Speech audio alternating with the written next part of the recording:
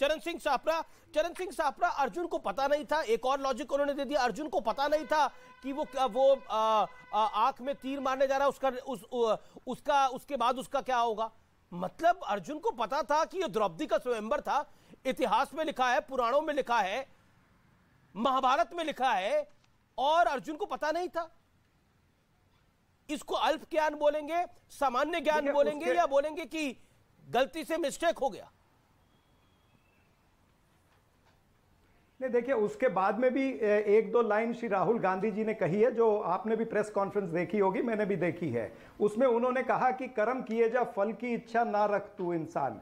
यानी उन्होंने कांग्रेस पार्टी के कार्यकर्ता को कहा कि तू कर्म किए जा, फल की इच्छा मत रखना, अच्छे कर्म कर। जमीन से जुड़े हुए जो लोग हैं, जो वो 3570 किलोमीटर चल रहे हैं, लाखों लोग रोज उनको मिल रहे हैं, लोगों के आंसू पोंछ रहे हैं, लोगों का दुख दर्द बांट रहे हैं, दुख दर्द समझ रहे हैं। आज भारत के अंदर जमीनी परिस्थिति क्या है उसको राहुल गांधी जी समझ चुके हैं, और इसलिए वो कह रहे हैं कि यह कांग्रेस के कार्यकर्ता तू फल की इच्छा मत रखना। लेकिन महात्मा गांधी ने तो ये कहा ही था। चरण सिंह सापरा, अर्जुन वाला, ओके, अर्जुन जब मछली की आंख में तीर मार रहा था, ये आपको किस क्लास में पता लग गया था? कौन सी कक्षा में पता लगा था आपको? नहीं, ये तो देखिए, अर्जुन जब तीर मार रहे थे, ये सारा इतिहास हमने भी पढ़ा है, सबने पढ़ा है। लेकिन राहुल जी कौन सी कक्षा में आपको पता लग गया था? अगर मैं आपसे सवाल पूछ रहा हूं, कौन सी कक्षा में पता लग गया था? अगर समझो, अरे मैं आपसे पूछ रहा हूं, मैं आपको बता दूंगा मुझे कौन सी क्लास में पता लगा। इच्छा ना रख तू इंसान। मुझे मैं पूछ रहा हूँ आपको कौन सी कक्षा में पता था? अरे आपके बारे में, ओके, गौरव भाटिया से पूछता हूँ, आपको तकलीफ है तो। अरे आपसे मैं पूछ रहा हूँ आपको कौन सी क्लास में पता था? गौरव भाटिया, अर्जुन ने मछली की आंख में तीर मारा, कर्म किए जा, फल की इच्छा ना रख। अरे बिल्कुल गीता का सारा ज्ञान आज आप दे रहे हैं, लेकिन गौरव भाटिया, उन्हीं के लोगों ने, दादा दादी ने भारत को तोड़ दिया था, अब कौन सा भारत जोड़ रहे हैं पता नहीं। महंत जी, मैं आपको मौका दूंगा। गौरव भाटिया, गौरव भाटिया के पास मुझे जाने दीजिए, फिर मैं देवकी नंदन ठाकुर जी भी इंतजार कर रहे हैं।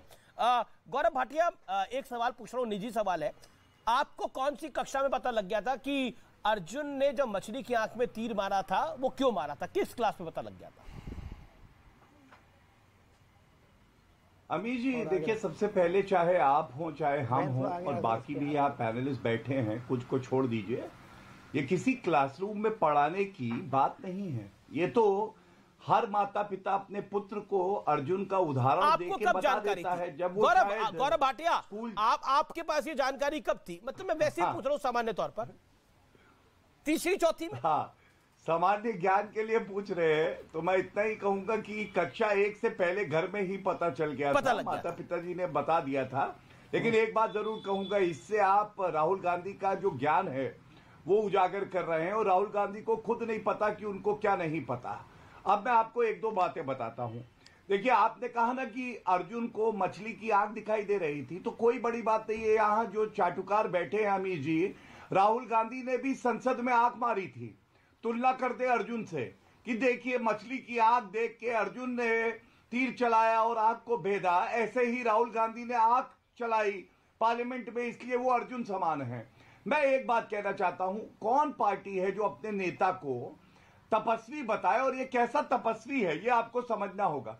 ये तपस्वी आधुनिक युग का है जो भ्रष्टाचार के आरोप में बेल पे बाहर है, पहला। दूसरा, ये वो तपस्वी है जो वंशवाद की उपज है। इसने कभी तप नहीं किया, हाँ, तपी नहीं है, ये पापी जरूर है। जवाब। एक तपस्वी तो केवल तपस्या करना जानता है, एक सांसद की तपस्या पार्लियामेंट जाना होता है।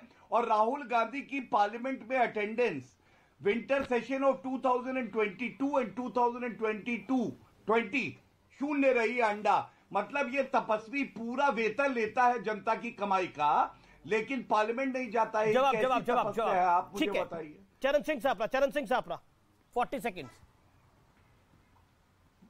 मुझे लगता है बीजेपी के प्रवक्ता को जो राम जन्मभूमि न्यास के महंत हैं, जो आचार्य हैं सत्येंद्र दास, उनसे कुछ सीख लेनी चाहिए, हनुमान गिरी के महाराज साहब से कुछ सीख लेनी चाहिए, और विश्व हिंदू परिषद से कुछ सीख लेनी चाहिए। अरे जो व्यक्ति पैर पर चल रहा है 3570 किलोमीटर, उसको भारतीय जनता पार्टी नीचा दिखाना चाहती है। आप 3.5 किलोमीटर चल के दिखाइए ना। और हमें पता है महात्मा गांधी जी ने यह कहा था, जब इस तरह का बड़ा काम करोगे तो पहले तुम्हारा उपहास होगा, फिर उपेक्षा होगी, फिर तिरस्कार होगा और फिर दमन होगा और फिर तुम कामयाब होगे। ये चारों स्टेज जो है राहुल गांधी जी पार करके आ गए हैं। ये बीजेपी लगी है तिरस्कार करने और ये बीजेपी दमन करना चाहती है, सत्ता बल, धन बल और बाहुबल को लेकर के।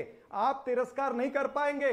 ये वो व्यक्ति है जिसका पूरा इतिहास और ये वो पार्टी है जिसका पूरा इतिहास तपस्या का है। सवाल पूछने जा रहे हैं गौरव, तपस्या को इतिहास से आप नहीं निकाल सकते।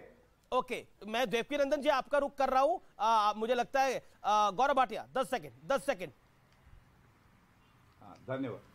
मेरा केवल एक ही सवाल है, राहुल गांधी अब पैर पे चलने लगे हैं, इससे पहले हो सकता है पैर पे ना चलते हों।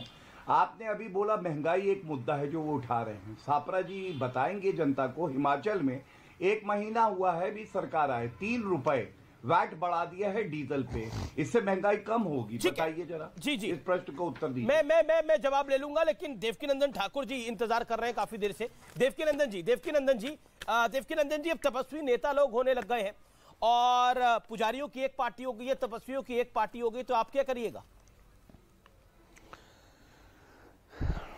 अमीश जी, आप भी हमसे अजीब क्वेश्चन करते हो। बहुत बहुत साधुवाद आपका। मैं सबसे पहले बता दूं कि तपस्वी और पुजारी में कोई भेद नहीं है। हर एक तपस्वी पुजारी है। रीजन, कोई बाहरी पूजा करता है, कोई इंटरनली पूजा करता है, और जो अपने ईश्वर की पूजा करता है, जो अपने आराध्य की पूजा करता है, वो पुजारी है।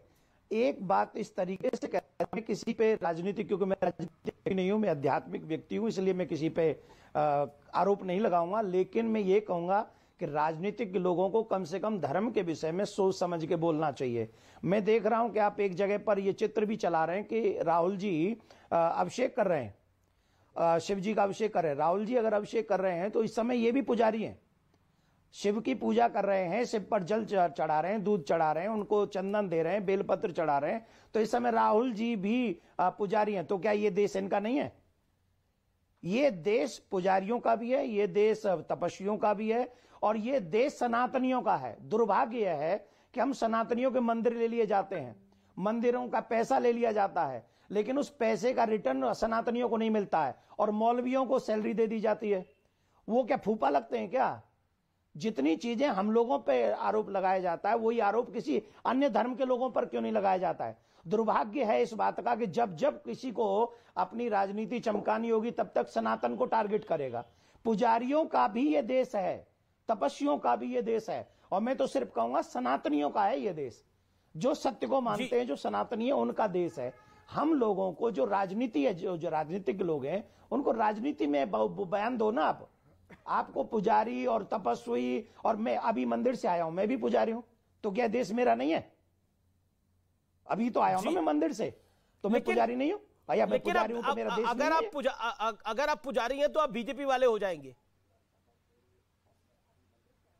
काय को हो जाएंगे बीजेपी वाले? राहुल जी कह रहे हैं सनातनी सनातन के हैं, जो अच्छा काम करेगा हम उनके हैं ना। अगर आज बीजेपी हमारी बात मानती है, आज बीजेपी हमारा काम करती है, तो हम बीजेपी के साथ खड़े, इसमें क्या बुराई है?